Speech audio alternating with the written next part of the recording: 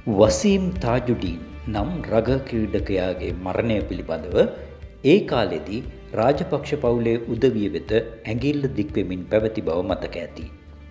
එය රිය අනතුරකින් සිදු වූ මරණයක් නොව ඝාතනයක් බවට නිරීක්ෂණයන් කාලෙන් කාලෙට ප්‍රසිද්ධ වෙමින් පැවතුණා.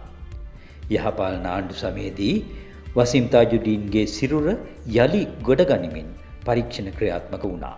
නමුත් වසර ගණනාවක් තිස්සේ ඒ පිළිබඳ මතකයන් අමතක වෙමින් පැවතුණා. දැන් වසීම් තාජුඩීන් සිද්ධිය නැවත කරලියට ඇවිත් අපරාධ පරීක්ෂණ දෙපාර්තමේන්තුව විසින් ගල්කිස්ස මහේස්ත්‍රාත් අධිකරණය වෙත කරුණු වාර්තා කළා. මෙම මృత ශරීරය ගොඩ ගැනීමට කටයුතු කළා. මේ විශේෂ ප්‍රකාශය වැඩ බලන පොලිස් මාධ්‍ය ප්‍රකාශක සහකාර පොලිස් අධිකාරී මිනුර සෙනරත්ගෙන් කමිටුවක් මගින් තමයි ඊට පසුව මෙහි දෙවන පශ්චාත් මරණ පරීක්ෂණය සිද්ධ වන්නේ. ඒ දෙවන පශ්චාත් මරණ පරීක්ෂණයේදී අනාවරණය වෙනවා මෙම සිරුරේ ඇතැම් අස්ථි කොටස්. පපුව උදර බෙල්ල ප්‍රදේශයේ අස්ථි කොටස් අස්ථාන ගත වී ඇති බව. ඒ අනුව නිගමනයකට එළඹෙනවා මෙය මාරක රියන්තුරක් මගින් සිදු වූ මරණයක් නොව මෙය මනුෂ්‍ය ඝාතනයක් බවට නිගමනය කරනවා. එහිදී අපරාධ පරීක්ෂණ දෙපාර්තමේන්තුව විශේෂයෙන් අවධානයට ලක් කරනවා මේ වසීම් තාජුඩීන් මහතාගේ වාහනය ගමන්ගත් මාර්ගය. විස් වර්ගයේ මෝටර රථයක්. එම මෝටර රථයේ එම කාලය තුල ගමන්ගත් මාර්ගයේ තියෙන CCTV දර්ශන ඉතාමත් පුළුල් ලෙස පරීක්ෂා කරනවා. සිද්ධිය වූ දිනයේදී තාජුඩීන්ගේ වාහනය පසුපස හඹා යන රථයක් පිළිබඳව CCTV පරීක්ෂා කිරීමේදී නිරීක්ෂණය වූ අතර එම රථයට ගොඩවන තවත් පුද්ගලයෙක්ද නිරීක්ෂණය වුණත් ඒ කවුදැයි හඳුනා ගැනීමට හැකි වී නැහැ. මේ වසීම් තාජුඩීන් මහතා හැවුලොක් ප්‍රදේශයේ තියෙන එක්තරා සුපිරි වෙළඳ සංකීර්ණයක් අසලට ඇවිල්ලා තමන්ගේ මෝටර රථය නවත්තලා වතුර බෝතලයක් මිලදී ගන්න එම සුපිරි වෙළඳසාල ඇතුළට යනවා. ඒ ගිහින් ඇවිල්ලා නැවත මෝටර රථය නැගලා යනකොට ඔහුගේ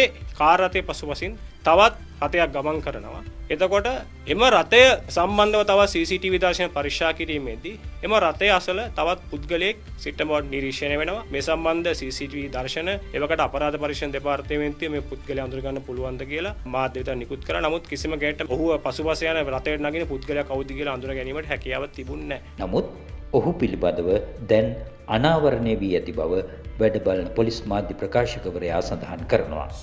ඒ කෙහෙල්බද්දර පද්මලා සමග රැගෙන බැකෝ සමන්ගෙන් ලද තොරතුරක් අනුව ශ්‍රී ලංකා පොලිසිය විශාල මෙහෙයුමක් සිදු කළා. මෙරට විශේෂ ගණයේ අවශ්‍ය සැකකරුවන් කීප දෙනෙකු රැගෙන ආවා. කෙහෙල්බද්දර පද්මේ කමාන්ඩෝ සලින්ත, පාන්දුරේ නිලංග, බැකෝ සමන් සහ තැඹිලි රහිරුකෙන් සැකකරුවන් මෙම බැකෝ සමන්ගේ ප්‍රශ්න කිරීම හැම අනාවරණය වෙනවා. මොහු එවකට අරුණ ශාන්ත නොහොත් මිද්දනියේ කජ්ජා නැමැති සංවිධානාත්මක අපරාධ කල්ලි සමාජිකයා මෙම වසරේ මුල් කාලයේදී ඝාතනයට ලක් වෙනවා. ඔහුගේ ඝාතනයට ඍජුම සම්බන්ධයක් තියෙන කියලා බැකෝ සමන් නැමැති පුද්ගලයා. ඒ අනුව මේ මිද්දනියේ කජ්ජා කියන පුද්ගලයාගේ බිරිඳත් මේ සම්බන්ධව අපරාධ පරීක්ෂණ දෙපාර්තමේන්තුව වෙත ස්වේච්ඡාවෙන් ඉදිරිපත් වෙලා ප්‍රකාශයක් ලබා දෙනවා. තමන්ගේ ස්වාම පුරුෂයාගේ ඝාතනය සඳහා ඉතාමත් පැහැදිලිව මේ බැකෝ සමන් නැමැති පුද්ගලයාගේ සම්බන්ධයක් තියෙනවා. 2023 වර්ෂයේ එක්තරා කාලවකවානුවකට ලංකාවේ ප්‍රසිද්ධ YouTube නාලිකාවක් සමග මෙම අරුණ ශාන්ත නොහොත් කජ්ජා නැමැත්තා සම්මුඛ සාකච්ඡාවක් පවත්වනවා. එම සම්මුඛ සාකච්ඡාවේදී අනාවරණය කරනවා වසීම් තාජුඩීන් නැමැත්තාගේ ඝාතනය සඳහා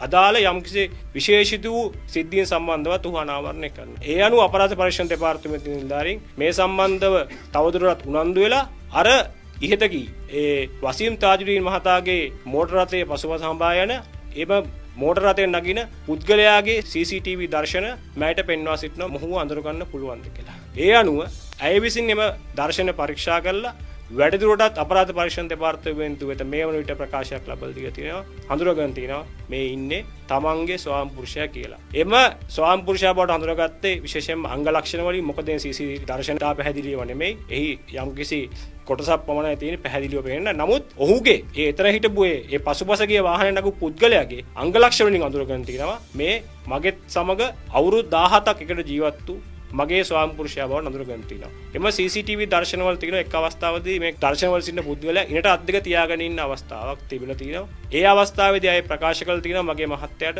කොන්දේ අමාරුවක් තියෙනවා කාලෙක ඉඳන්. ඒ අනුව එයා බොහෝ දුරට මෙම ඉරියව්වෙන් බොහෝ අවස්ථාවලදී ඉන්නවා. ඒ අනුව අයගේ ප්‍රකාශ වලින් තවදුරටත් තහවුරු වෙලා තියෙනවා. එම CCTV දර්ශනයේ සිටපු පුද්ගලයා මිද්දනියේ පහුගිය දවස්වල ඝාතනය වූ අරුණ ශාන්තනොත් කජ්ජා බවට දැනට අපරාධ පරීක්ෂණ දෙපාර්තමේන්තුව මගින් අනාවරණය සිදු කරගෙන තිබෙනවා. ඒ අනුව මෙම තාජුඩීන් ඝාතනය සම්බන්ධව අපරාධ පරීක්ෂණ දෙපාර්තමේන්තුව වගේ වසර 13ක් තිස්සේ දීර්ඝ විමර්ශනයක් සිදු කරනවා මේ වලට මේ සිද්ධිය වෙලා. මේ සිද්ධිය සම්බන්ධව පිටින් පිට ආందోලනාත්මක තොරතුරු අනාවරණය වුණා. බොහෝ විදුර මේ විමර්ශන කල් ගියා කියලාත් කියනවා. නමුත් මේ විමර්ශන සඳහා පැහැදිලි සාක්ෂි අවශ්‍ය විමර්ශනයක් පවත්වාගෙන යන්න. එතකොට මේ වලට මෙම අරුණ ශාන්තන කජ්ජාගේ බිරිඳගේ මේ ප්‍රකාශය හමුවේ අපිට මෙම තාජුඩීන් මහතාගේ මරණය සම්බන්ධව අපිට තවදුරටත් ඉදිරි විමර්ශන කටයුතු වලට යාමට අවස්ථා උදා වෙලා තියෙනවා. ඒ අනුව මේ වලටත් අපරාධ පරීක්ෂණ දෙපාර්තමේන්තුව තවදුරටත් ප්‍රශ්න කරමින් විමර්ශන කටයුතු ආරම්භ කළ තිබෙනවා.